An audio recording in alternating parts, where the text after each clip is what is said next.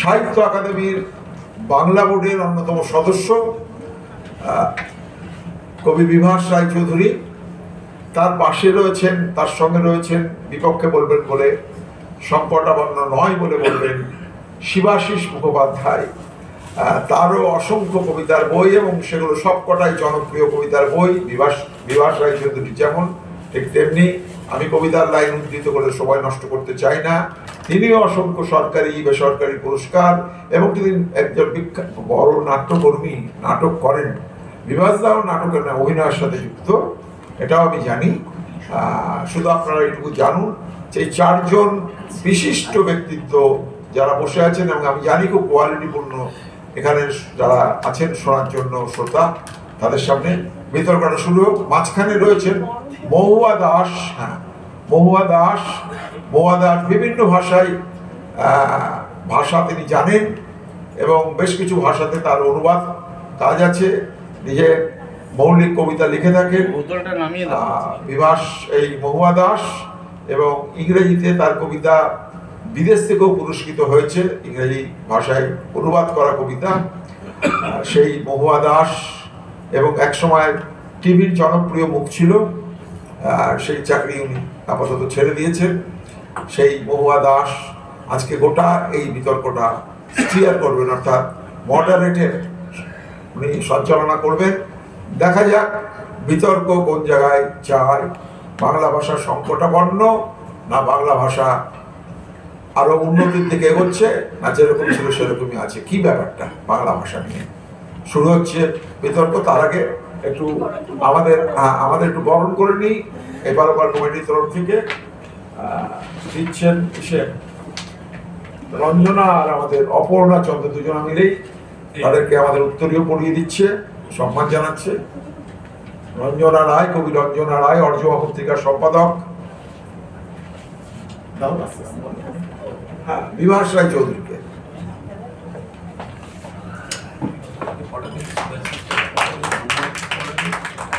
এবার শিবাশিস মুখোপাধ্যায়কে। রঞ্জনা ঘি খাড়াচ্ছে।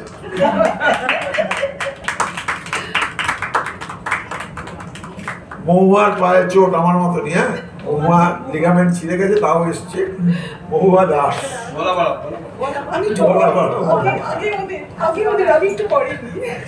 শিশির দাশগুপ্ত, লড়াকু শিশির দাশগুপ্ত। আর দীপঙ্কর বাগচি, আমার অনুজ দীপঙ্কর বাগচি, ডক্টর দীপঙ্কর বাগচি। ডক্টর যখন হয়নি, ডক্টরেট পায়নি, তার থেকে আগে থেকেই ওর সাথে আমার মারাত্মক সম্পর্ক। আরে এসো ও কি, এবার মহুয়া গলা বাড়াচ্ছে। অপর্ণা চন্দ্র পাও বাড়িয়েছে, ছেঁড়া পা।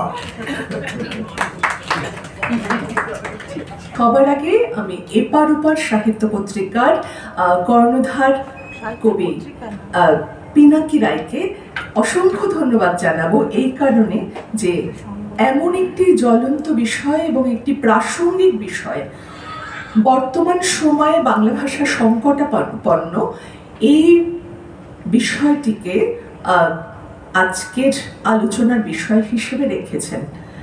এটা সত্যি আমাদের ভীষণভাবে ভাবাচ্ছে এই বিষয়টি। সুতরাং এই বিষয়টির মধ্যে আমরা যাব। আমি চাই সাঁওতাল তার ভাষায় বলবে রাষ্ট্রপুঞ্জে।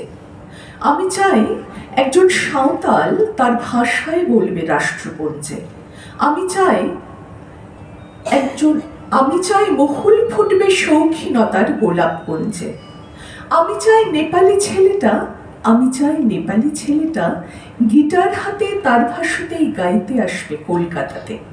আমি চাই ঝাড়খণ্ডের তীর্ধনুকে ঝুমুর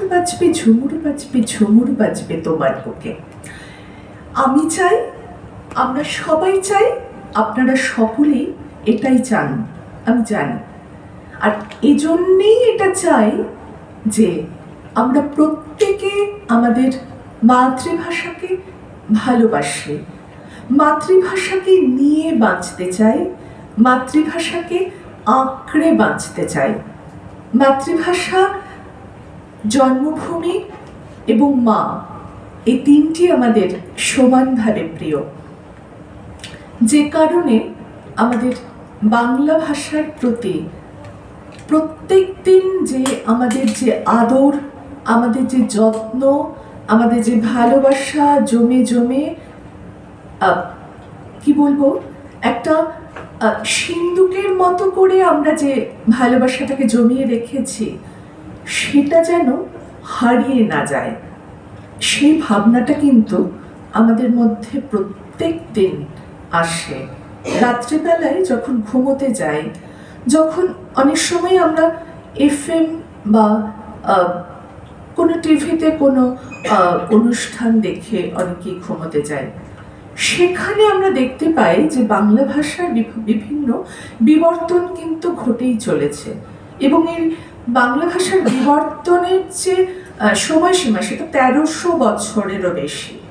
আর এই যে আমরা জানি 26 কোটি বা 30 কোটি মানুষেরও বেশি, কেউ বলেন হ্যাঁ দুরকম মতবাদ আছে, কেউ বলেন 26 কোটি, কেউ বলেন 30 কোটি মানুষের বিশ্বের মধ্যে এতগুলো মানুষের মাতৃভাষা কিন্তু বাংলা।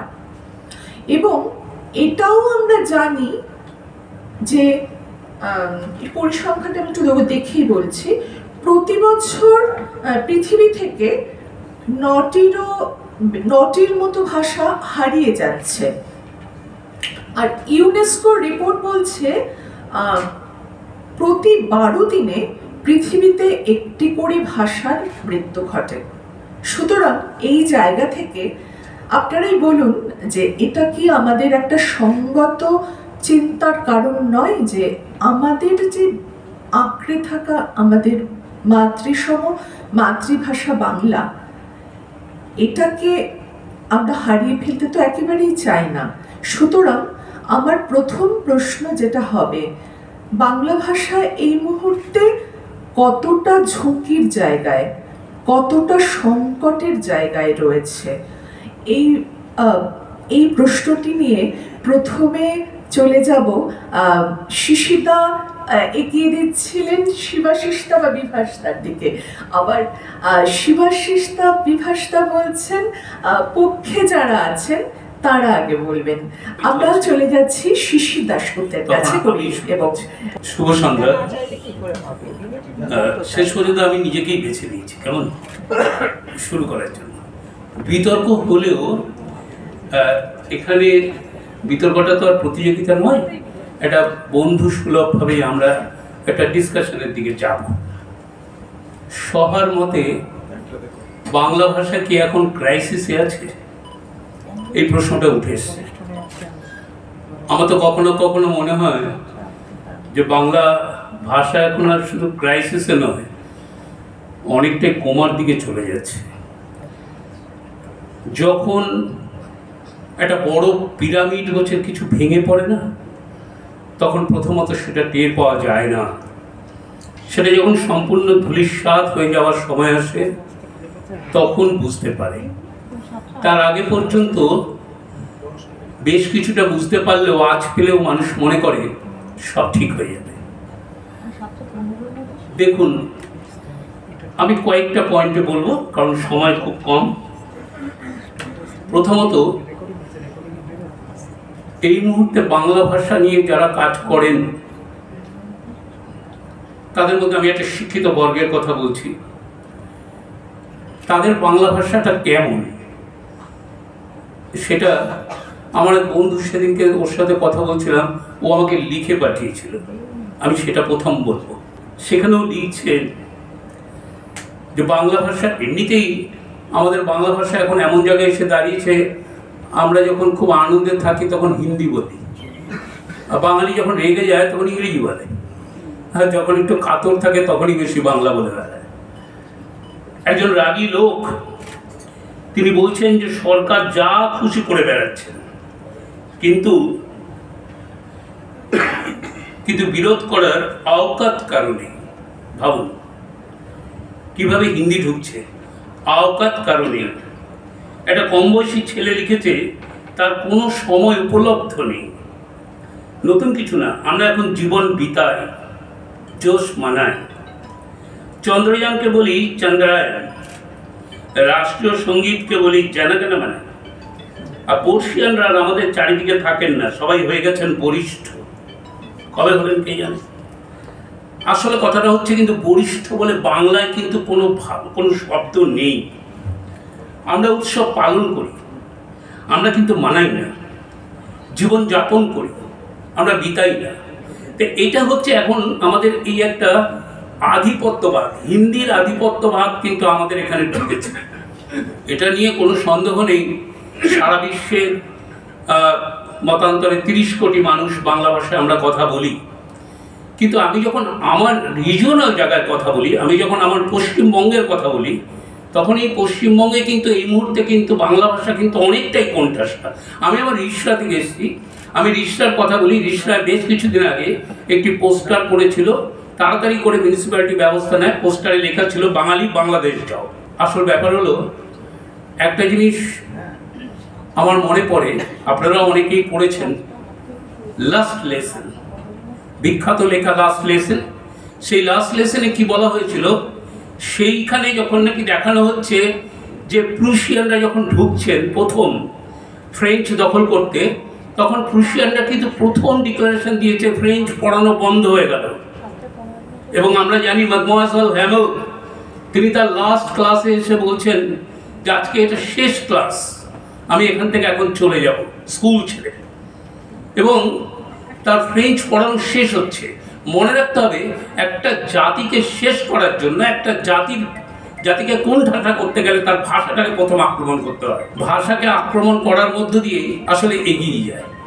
একটা জিনিস দেখুন, আমাদের এখানে এখনো অনেক মানুষ আছেন যারা ইন্টারনেটে বিভিন্ন রকমের লেখা লেখেন, এবং সেই লেখাগুলো তারা কিন্তু বাংলা লিখতে পারেন না, তারা ইংরেজি হরফে লেখেন। এখন সেটা তাদের দোষ নয়।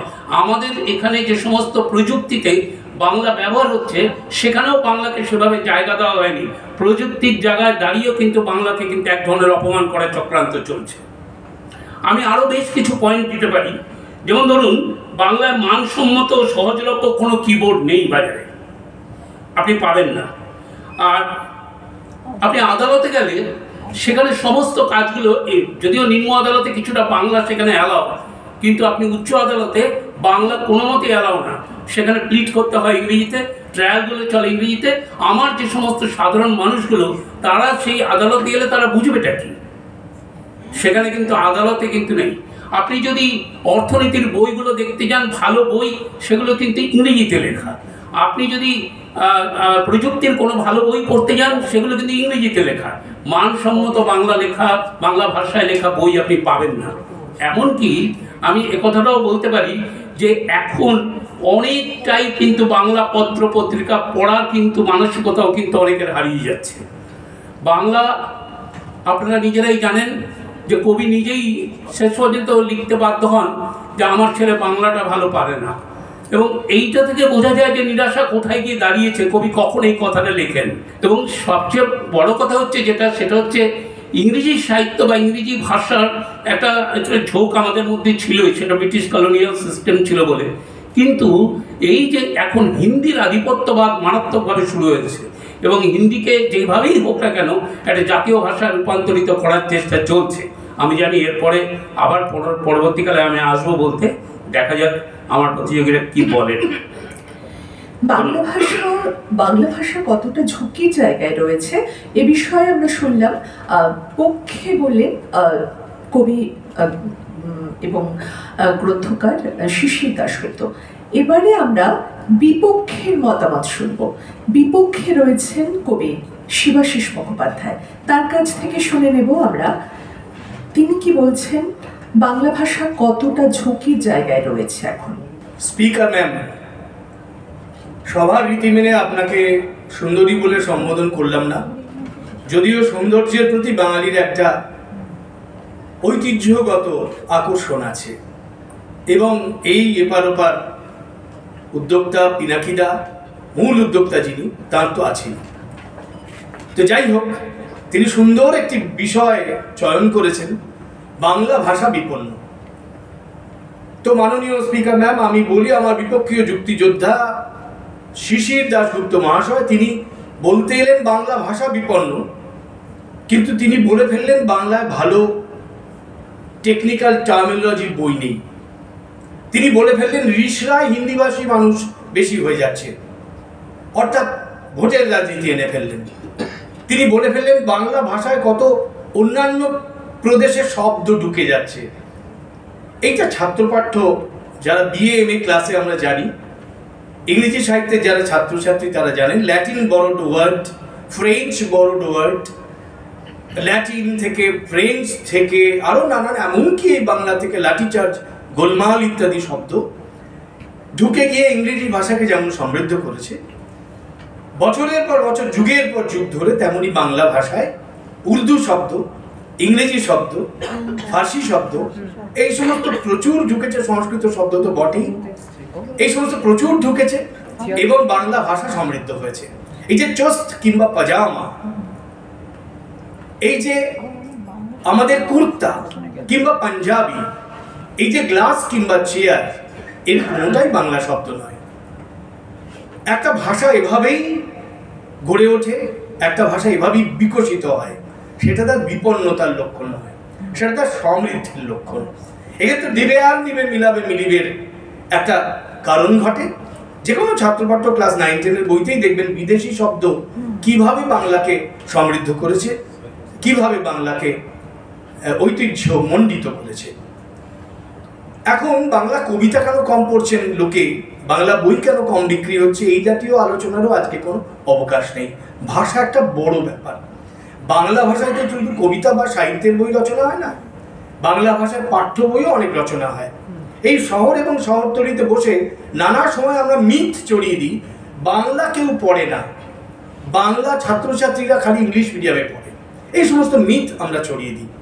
আপনারা দেখবেন আমাদের এই আলোচনা সভার এই একটু তথাকথিত আঁতেল বলে আমাদের যারা আওয়াজ দেন তারা হয়তো ঠিকই করেন, আমাদের পরিসরের বাইরে ব্যবসার একটা হিসেব থাকে। ব্যবসায়ীরা কিন্তু আমাদের খুব একটা পাত্তা দেন না। বাংলা ভাষা এখন এই পৃথিবীর মধ্যে 7th লার্জেস্ট স্পোকেন ল্যাঙ্গুয়েজ। এই ভাষায় রুপার্ট মার্ড্রক কিংবা সুভাষচন্দ্র জি, স্টার এবং জি নেটওয়ার্কের যারা মালিক, যারা এই বাংলায় থাকেন না, ভারতেও থাকেন না, বিদেশে থাকেন, 8-10টা শহরে যাদের বাড়ি, তারা একজন 2000 না 2500 কোটি টাকা দিয়ে বাংলা চ্যানেল খুলেছেন, চালাচ্ছেন, ব্যবসা করছেন। আর আরও একজন সেদিন দেখলাম 3500 কোটি টাকা দিয়ে বাংলা চ্যানেল খুলেছেন, টেলিভিশন চ্যানেল খুলেছেন, চালাচ্ছেন, দেখছেন। বাংলা ভাষা যদি বিপন্ন হতো, ভাষা মানে তো শুধু লেখাপড়া নয়, বাংলায় কেন ভালো বই নেই তা নয়, ভাষা মানে তো সন্ধ্যেবেলায় আমরা যারা বসে বাংলা ভাষার অনুষ্ঠান দেখি, সেটাও তো বাংলা ভাষা। বাংলা ভাষা নিয়ে ব্যবসা যারা করছেন তারা জানেন বাংলা ভাষাভাষী মানুষ কিভাবে, কত সংখ্যায়, কত কোটি সংখ্যায় সন্ধ্যেবেলা টিভির সামনে বসেন। তাই সুভাষচন্দ্রজি জি নেটওয়ার্কের কিংবা রুপার্ট মার্ডক স্টার নেটওয়ার্কের তারাই বাংলায় চ্যানেল খুলতে আসে। বন্ধুরা, একটা দেখবেন, এই যে আমরা এই এবিপি আনন্দ বা যে কোনো চ্যানেলে দেখবেন বাংলা পাঠ্যপুস্তকের বিজ্ঞাপন দেন। আমি নাম করছি না, আপনারা দেখতে পাবেন, ওই আমি ইয়েতে ফার্স্ট হয়েছি, মাধ্যমিকে ফার্স্ট হয়েছি, তাই আমি এই বইটা পড়ি। এই ধরনের যারা পাঠ্যপুস্তকের বিজ্ঞাপন দেন, সেই বিজ্ঞাপনের রেটটা হচ্ছে মিনিটে বা সেকেন্ডে 10,000 টাকা, এরকম কি একটা আছে। মানে সারা মাসে ধরুন কোনো একজন এই কলেজ স্ট্রিটের যারা পাঠ্যপুস্তক ব্যবসায়ী, তারা এক মাসে যে কোনো একটি টেলিভিশন নেটওয়ার্কে কয়েক কোটি টাকার বিজ্ঞাপন দেন। সারা বছরে 2.5 কোটি না 3 কোটি টাকা দাঁড়ায় আমাদের ওই যে কোনো পাঠ্যপুস্তক ব্যবসায়ীদের বিজ্ঞাপন। আপনারা দেখবেন কিছুক্ষণ অন্তরই ওই ছাত্রছাত্রী আসে আর তারা আমি ফার্স্ট হয়েছি, এর বই পড়ে, আমি সেকেন্ড হয়েছি, ওর বই পড়ে, এসব বলে। তো এই যে এত টাকা দিয়ে তারা বিজ্ঞাপন করছেন, যারা কয়েক কোটি টাকা বিজ্ঞাপনে ঢালছেন, ব্যবসা না হলে ঢালছেন। তো বাংলা পাঠ্যপুস্তক যদি না কেউ পড়ে, বাংলা স্কুলে যদি কেউ ভর্তি না হয়, তো ব্যবসায়ীরা তো আর লোকসান দেওয়ার জন্য আসে না, তারাই আমাদের ইন্টেলেকচুয়াল আলোচনাকে বেশি পৌঁছে না, তারা একবারে লাভের করি গুনে নেয়। বাংলা স্কুলে যদি কেউ নাই পড়তো, পাঠিয়ে হয়ে গেছে। তাহলে তারা এই পয়সা তারা ঢালতো না।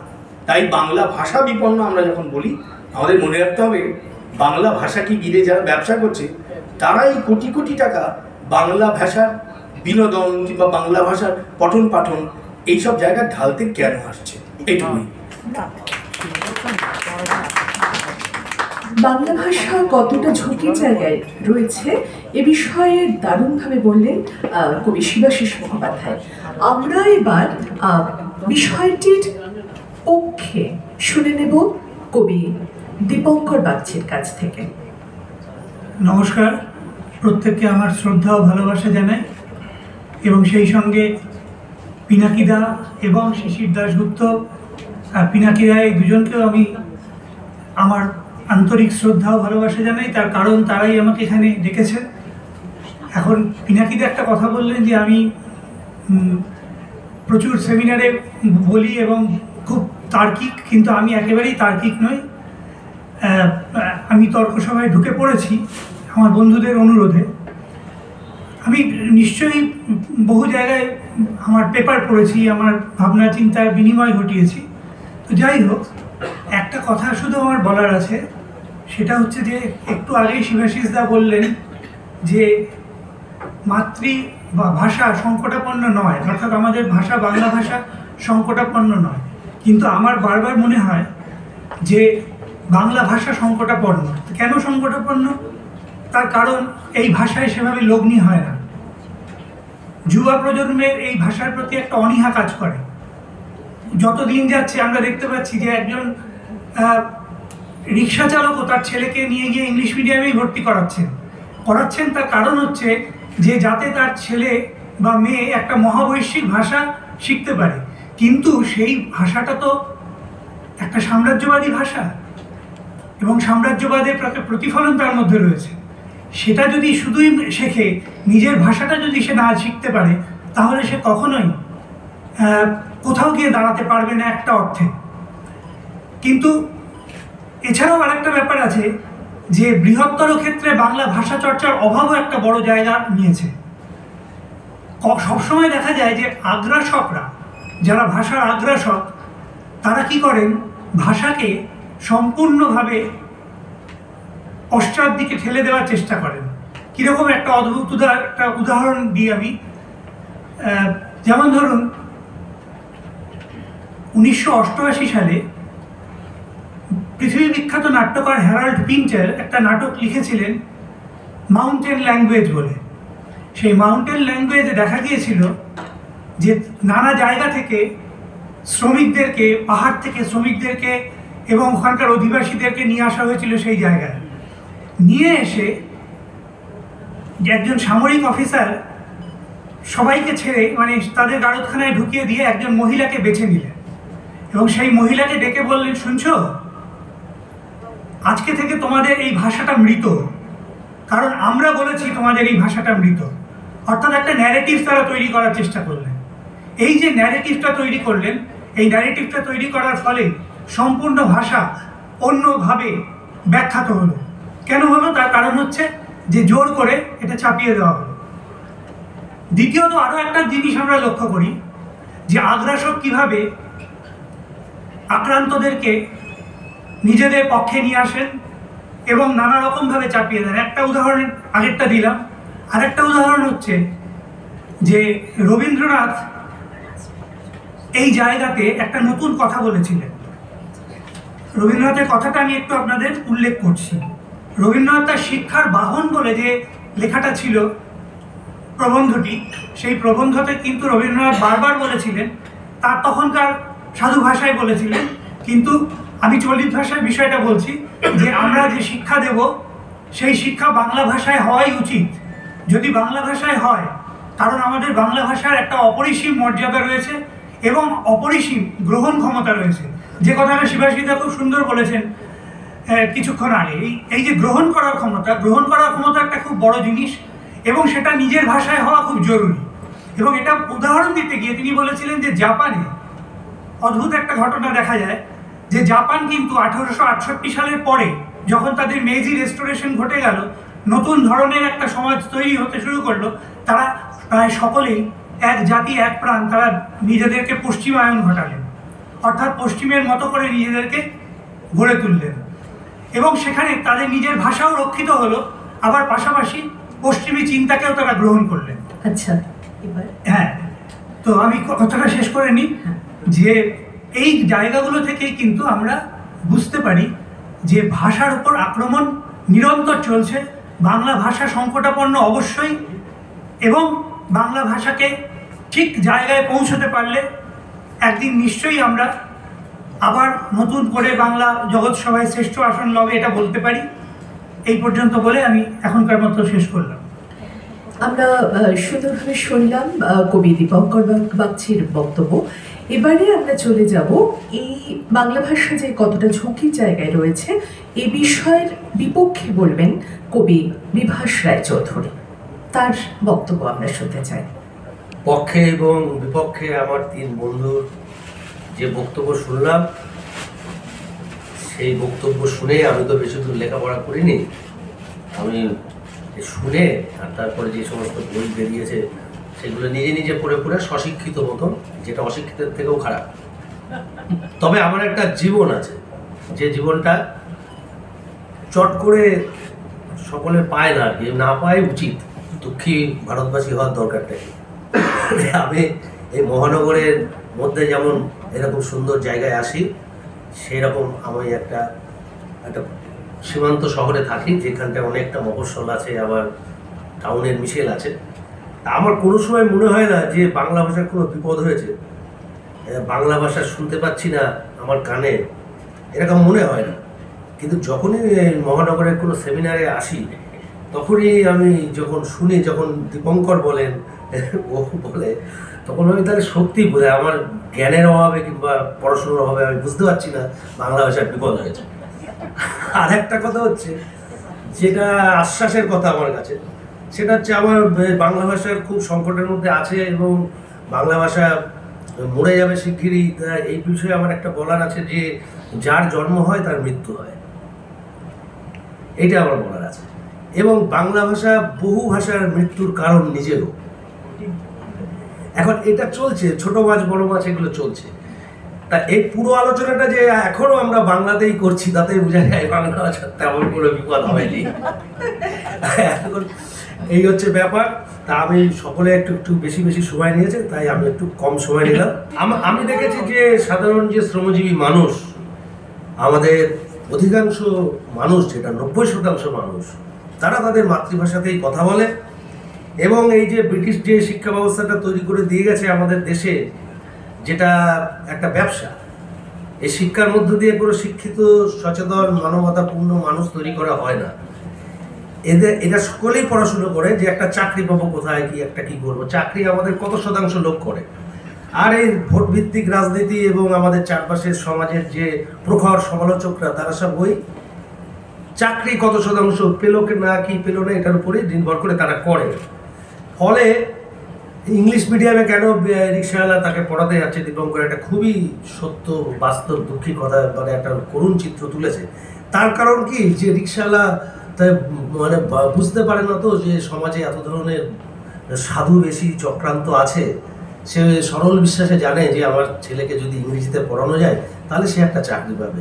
কিন্তু সত্য কথা হচ্ছে, ইংরেজিতে পড়েও রিক্সাওয়ালা ছেলে চাকরি পাবে না, কারণ আমাদের দেশে চাকরি পেতে গেলে নিশ্চয়ই আর বলতে হবে না। নমস্কার। আমরা সত্যি একেবারে জমে উঠেছে আলোচনা। আমরা শুনলাম কবি বিভাস রায়চৌধুরীর কথায় বাংলা ভাষা কতটা ঝুঁকিপূর্ণ জায়গায় রয়েছে সে বিষয়ে তার মতামত শুনলাম। এবারে আমি যে প্রশ্নটি করতে চাই সেটি হলো, বাংলার মতো মিশ্র ভাষা বা যাকে অনেকে বলছেন সংকর ভাষা, তো সেরকম বোধহয় উর্দু ছাড়া আর বোধহয় দ্বিতীয়টি নেই। এ বিষয়ে আপনারা কি বলবেন? আমি প্রথমেই চলে যেতে চাই, সেই একই ক্রমে আমি যাব। প্রথমেই কবি শিশির দাশগুপ্তের কাছে যাচ্ছি, তিনি বলবেন পক্ষে।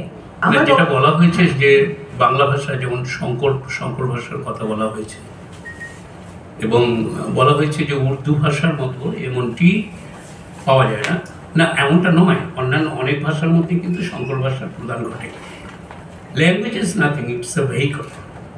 ফলে যখন ওটা চলতে থাকে তখন ওই চলার সময়তে কী হয়, ইন্টারাকশন তো হতে থাকে।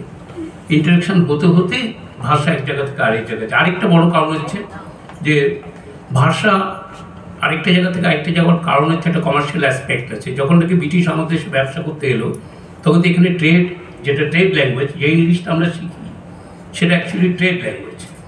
এই ল্যাঙ্গুয়েজটা অর্থাৎ ওদের ওখান থেকে কিন্তু আমাদের এখানে এলো এবং ওরা আমাদেরকে কাজ করিয়ে নেওয়ার জন্য শেখালো। তো ফলে এইভাবে তো ভাষা সংকর হবেই। শিবাশিসদা একটা কথা বলেছে খুব ভালো, এই সংকরের উপরই বলেছেন শিবাশিসদা, এটা খুব স্বাভাবিক এবং বাংলা ভাষায় এই অ্যাকসেপ্টেন্সটা হয়েছে, আমরা দারুণভাবে নিয়েছি, আমরা সমৃদ্ধ হয়েছি। সমৃদ্ধ তো অবশ্যই, কিন্তু প্রশ্ন হলো আমি যেটা বলতে চেয়েছিলাম সেটা হচ্ছে আধিপত্যবাদের কথা। আমি বলতে চেয়েছিলাম যে হিন্দির আধিপত্যবাদের কথা। আমি বলতে চেয়েছি যে হিন্দি আধিপত্যবাদের জন্য বাংলা ভাষাটা অনেকটা কোণঠাসা হচ্ছে। আমি এবং আপনারা যদি খুব ভালোভাবে দেখেন তাহলে আপনারা দেখতে পাবেন যে এখন প্রচুর গার্জিয়ানরা, বিশেষত আমাদের শহরাঞ্চলে, আমি খুব একটা গ্রামাঞ্চলে যাচ্ছি না, গ্রামাঞ্চলে পড়াশোনাটা এখন ঠিক কিচেনে হয়ে গেছে, ওটা ওই মিড ডে মিলের উপরে দাঁড়িয়ে থাকে, কিন্তু এই শহরাঞ্চলে যে পড়াশোনাটা হয় সেখানে দেখবেন গার্জিয়ানরা তাদের সেকেন্ড ল্যাঙ্গুয়েজ আর বাংলা পছন্দ করছে না, হিন্দি পছন্দ করছে। এটাকে এটা সাংঘাতিক কিছু ইঙ্গিত করে না? এটা একটা প্রশ্ন। এটা কোথা থেকে আসে? এটা আধিপত্যবাদ থেকেই আসে। হিন্দি আধিপত্যবাদের যে ভয়ঙ্কর লড়াইটা এখন শুরু হয়েছে, সেই লড়াইয়ের কথাটা আমি বলছিলাম, যেটা একটা চাপিয়ে দেওয়ার ষড়যন্ত্র চলছে এবং সেখানে কিন্তু দেখা যাচ্ছে যে আমরা বাঙালিরা সেইভাবে কিন্তু এই ভাষাকে তুলছিলাম। এমনিতেই আমরা হিন্দি গানের ভক্ত, সেটা নিয়ে কোনো অসুবিধা কিছু নেই, কিন্তু আমাদের মধ্যে একটা এই মননশীলতা তৈরি হচ্ছে যে আমরা এখন নিজেদের ভাষাকে, বাংলা ভাষাকে কথা বললে ভাবি এটা লোকাল ল্যাঙ্গুয়েজ, আমরা বাংলা ভাষায় কথা বললে সেটাকে একটা নিম্নবর্ণের বলা হয়। আমি লাস্ট একটা ছোট্ট কথা দিয়ে শেষ করব, সেটা হচ্ছে তখন আমি ক্লাস 8-এ পড়ি, এটাই শেষ, তখন আমি ক্লাস 8-এ পড়ি। আমরা যখন কলকাতায় থাকতাম, লাইটের বিলটা উল্টোপাল্টা আসার জন্য বাবা ভিক্টোরিয়া হাউসে গেছিল। তো ভিক্টোরিয়া হাউসে ওখানে গিয়ে লাইট অ্যাডজাস্টমেন্ট যে ডিপার্টমেন্ট সেখানে, এবং আমাকে বলেছিল চল দেখে আসবি, এবং সেখানে যখন যাই তখন ওই অ্যাডজাস্টমেন্ট ডিপার্টমেন্টে বাবার সাথে কিছুতেই ঠিক হয় না, তখন সেখানে সিনিয়রের কাছে পাঠিয়ে দেওয়া হয়। সিনিয়রের ঘরের কাছে যাওয়ার পরে আমরা যখন ভেতরে ঢুকি দেখলাম সিনিয়র ভদ্রলোক আসছেন, টাই স্যুট পরা, এবং তার ওখানে নামটা লেখা আছে। তো সেই নামটা লেখা ছিল কিষান শর্ট, এবং তিনি বসলেন এবং আমার বাবার সঙ্গে কথাবার্তা শুরু হলো, এবং আমার বাবাকে উনি বলতে গিয়ে বেশ কিছুটা ল্যাঙ্গুয়েজটা ইংলিশে বলতে শুরু করেছিল। আমার মনে হয়েছে বাবা তখন তাকে বলল যে আপনি ইংরেজিতে বলতে পারেন, নো প্রবলেম এটা, আপনি ইংরেজিতে বলুন, আমি বাংলাতেই বলবো। তো এই যে কথাটা বলেছিল, পরে যখন নাকি আমি সিঁড়ি দিয়ে নেমে আসছিলাম তখন আমি বাবাকে জিজ্ঞাসা করেছিলাম, ছোটো ছিলাম, বাবাকে বলেছিলাম যে ওই লোকটাকে তুমি এরকমভাবে কেন বললে, why did not speak English? তখন আমার বাবা আমাকে বলছে ওই আসার সময়তে যে বাধ্য না হলে জীবনে কোনোদিন ইংরেজিটা বলো না, বাংলাটাই। এই যে কথা, এই যে ব্যাপারটা, এই যে আমরা বাংলা ভাষার দিক থেকে এখন এই সরে যাওয়ার মানসিকতা, এই এবং এই হিন্দি আধিপত্যবাদ, এটার উপরে আমি জোর দিতে চাই। হ্যাঁ, ঠিকই বলেছেন। এই বিষয় নিয়ে আমরা চলে যাব এবারে কবি শিবাশিস মুখোপাধ্যায়ের কাছে, তিনি কি বলছেন শুনি। না, হিন্দি আধিপত্যবাদের বিরুদ্ধে তো দক্ষিণাত্যেও লড়াই চলছে। যে দ্রাবিড়িয়ান ল্যাঙ্গুয়েজ যাদের মুখের বুলি, তারা খুবই আপত্তি করছে, এবং সেই জন্যেই ইংরেজিকে আমাদের রাখা হয়েছিল যাতে করে সারা ভারতবর্ষে একটা সংযোগের সমস্যা তৈরি না হয়। তা আমরা বাংলা ভাষায় সেই লড়াই স্বাধীনতার পর দিন থেকেই আমাদের করতে হয়। এখন এইটা আরেকটা রাজনৈতিক প্রসঙ্গ, আর একটা দীর্ঘ আলোচনার বিষয়। সেই সচেতনতা বাঙালির আছে, সেই লড়াইটা বাঙালি একেবারে সাম্প্রতিক রাজনীতির মধ্যেও সেই হিন্দি আধিপত্যবাদের বিরুদ্ধে এই লড়াইয়ের উপাদানটাও আছে। আমি সেই আলোচনায় যাচ্ছি না, কিন্তু বাঙালির মধ্যে বাংলা ভাষা ভালোবাসার যে জায়গাটুকু ছিল সেটা আজও আছে। বাঙালি আজও গোগ্রাসে বাংলা সিরিয়াল গেলে বাঙালি আজও এই বিভাস যে বাংলার কথা বলেছেন বনগাঁ এবং আরেকটু আপনি কৃষ্ণনগর পেরিয়ে গিয়ে সারা বাংলা, গোটা বাংলা, একটু গ্রামাঞ্চলে যাদের যাওয়ার অভ্যেস আছে, সেই বাঙালি আজও বাংলা স্কুলে পড়ে। মিড ডে মিল খাওয়াটা দুঃখের কিছু নয়। মিড ডে মিল উত্তরপ্রদেশেও খাওয়া হয়, দাক্ষিণাত্যেও খাওয়া হয়। এটা সেন্ট্রাল গভর্নমেন্টের একটা প্রজেক্ট। ফলে সারা ভারতবর্ষে মিড ডে মিল খায় এবং তাদের ভাষাতে লোকে লেখাপড়া করে। এখানে কোনো সমস্যা, কোনো বিপন্নতা কিছু নেই। বাঙালি গোগ্রাসে সিরিয়াল দেখুন, বাঙালি লেখক তার রয়্যালটি পান। একটা তথ্য দিই, একজন প্রখ্যাত সাহিত্যিক, নাম নিচ্ছি না, তিনি যে বছর মারা গেলেন সে বছর আমরা তথ্যটা জানতে পেরেছিলাম, শুধু একটা পাবলিশারের পক্ষ থেকে তিনি রয়্যালটি পেয়েছিলেন 12 লক্ষ টাকা। এটা 10%, অর্থাৎ তার 100% হয় 1,20,00,000 টাকা। একটি পাবলিশার, একটি বাঙালি প্রতিষ্ঠান, একজন লেখকের একটা নামে, তিনি ঔপন্যাসিক, কথাশিল্পী, কবি সব মিলিয়ে 1,20,00,000 টাকার ব্যবসা করে। সুতরাং আমাদের বন্ধু দীপঙ্কর যে বলেছেন বাংলায় লগ্নি নাকি হচ্ছে না, বাঙালি কেউ বই কেনে না, বাঙালি পাঠক বইপত্র কেনে না, এটা খুব একটা নয়। আর এবারে বইমেলায় 27 কোটি টাকা, এক্সেপশনাল বইমেলাতে সবাই বই রিসেপ্ট থাকে। Publishers and book sellers guild শেষ দিন, গিল্ডের পক্ষ থেকে ওরা জানিয়েছেন 27 কোটি টাকার ব্যবসা হয়েছে। তার মধ্যে 9 কোটি টাকার ইংরেজি এবং অন্যান্য ভাষাভাষীর বই বাদ দিলে কত থাকে? প্রায় 18-19 কোটি টাকার বই বিক্রি হচ্ছে এবারে বইমেলায়। আমার কথা নয়, এটা পাবলিশার্স অ্যান্ড বুক সেলার্স গিল্ডের কথায়। সুতরাং হিন্দি আধিপত্যবাদ এসে বাংলা ভাষাকে বিপন্ন করে দেওয়াটা খুব মুশকিল। তথ্য তা বলছে না। এখন আমরা একটুখানি লড়াই আবেগে উত্তীর্ণ হয়ে লড়াইতে নামতে পারি বটে, সেটা বেশিরভাগ রাজনৈতিক লড়াইটা করতে হবে, কিন্তু তথ্য আমাদের কিন্তু সমর্থন করছে না।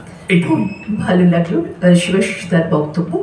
আমি এবারে চলে যাচ্ছি কবি দীপঙ্কর বাগচির কাছে। তিনি কি বলেন এই বিষয়ে? আসলে আগ্রাসক এবং আগ্রাসকে আক্রান্ত, এই দুটো সম্পর্ক তৈরি হয় কিসের জোরে? সেটা হয় সাম্রাজ্যবাদের স্বাভাবিক শক্তি থেকে। আমাদের দেশের ওপর যখন আরেকটা দেশ তার ভাষা নিয়ে, কারণ জাতি এবং ভাষা সমার্থক হয়ে ওঠে এক্ষেত্রে, তো যখন দেখা যায় যে আমাদের এই অখণ্ড বাঙালি জাতি বিভক্ত হয়ে রয়েছে নানা জায়গায়, তার নিজস্ব কোনো জায়গা তৈরি হয়নি এখনো পর্যন্ত, তখন আমাদের কাছে খুব স্বাভাবিকভাবেই মনে হয় যে আমাদের একটা লড়াই চলছে এবং আমাদের চালাতে হচ্ছে। এবং সেটা চালাতে গিয়ে আরেকটা ঘটনা ঘটছে। এটা খুব দারুণ একটা কথা বলেছিলেন রেচেড অফ দ্য আর্থ বলে একটি বইতে ফ্রান্স ফ্যানন অসাধারণ একজন বড় সাইকিয়াট্রিস্ট ছিলেন এবং বিপ্লবী ছিলেন এবং অবশ্যই কালো চামড়ার মানুষ ছিলেন। তিনি যে লড়াইটা করেছিলেন, সেই লড়াইয়ে তিনি বারবার দেখাচ্ছেন যে আগ্রাসকরা আক্রান্তদের মস্তিষ্ককে বোধশূন্য করে দেয় এবং একটু একটু করে সে তার নিজস্বতা হারাতে থাকে। এর ফলে কি হয়? এর ফলে দেখা যায় যে শুধু ভাষা নয়, ভাষা, জাতি, জীবনযাপনের ধরন, সমস্ত কিছুই আক্রান্ত হয়ে পড়ে। এইটুকুই আমার বলার ছিল। খুব ভালো লাগলো। আমরা চলে যাচ্ছি এই বিষয়টি নিয়ে কবি বিভাস রায়চৌধুরীর কাছে। তিনি কি বলেন শুনে।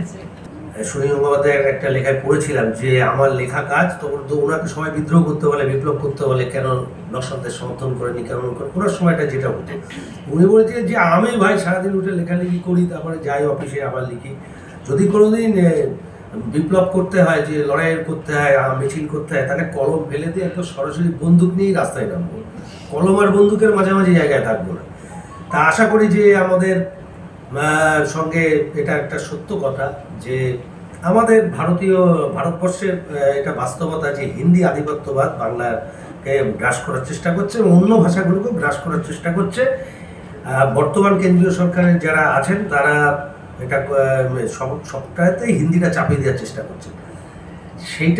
সেইটার সঙ্গে বাংলার একটা তাহলে লড়াই হবে।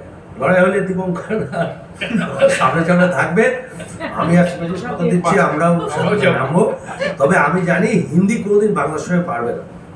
এই কারণে যেমন বিহার কোনোদিন মুম্বাই ক্রিকেট টিমের সঙ্গে বিহার কোনোদিন জিততে পারবে না, কারণ বিহারের কোনো শচীন তেন্ডুলকার নেই, গাভাস্কার নেই।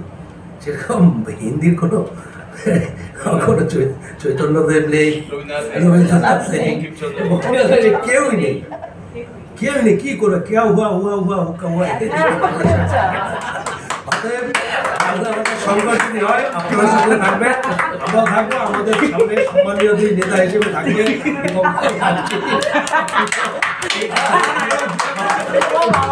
এই জন্য কিন্তু বাংলা পক্ষ শুরু হয়েছে, এটা মাথায় রাখতে হবে। বাংলা পক্ষের অস্তিত্ব কিন্তু এইখান থেকে শুরু হয়েছে, এটা মাথায় রাখতে হবে।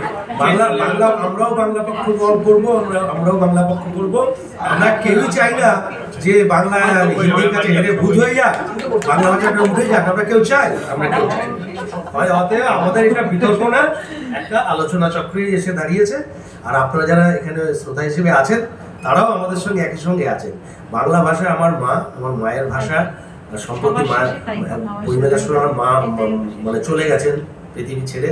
আমি মাতৃভাষা শব্দটার নতুন একটা অনুভূতি আমার মধ্যে এখন হয়। খুব ভালো।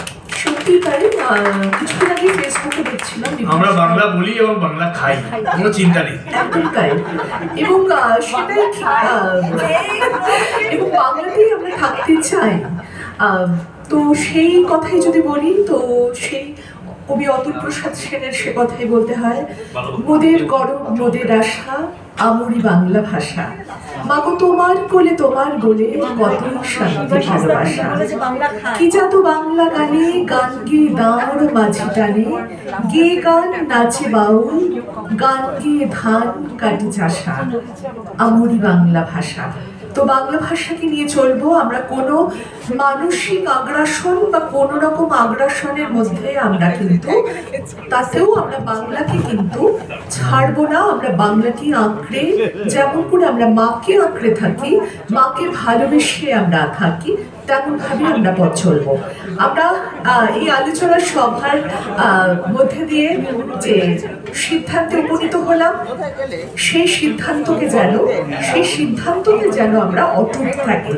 আপনাদের সবাইকে ধন্যবাদ এই আলোচনা সভার সঙ্গে থাকবার জন্য।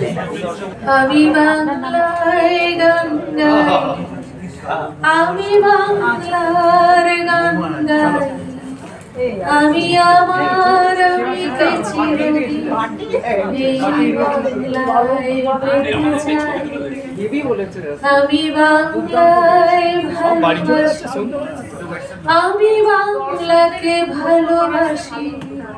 অতএব বাংলা আমাদের মাতৃভাষা, বাংলা আমাদের প্রাণের ভাষা। আমরা যতদিন বেঁচে থাকবো বাংলার ভাষাও ততদিন থাকবে। তাই চিন্তা করার কোনো কারণ নেই, বাংলা বাংলার মতো থাকুক, আমরা আমাদের মতো থাকি।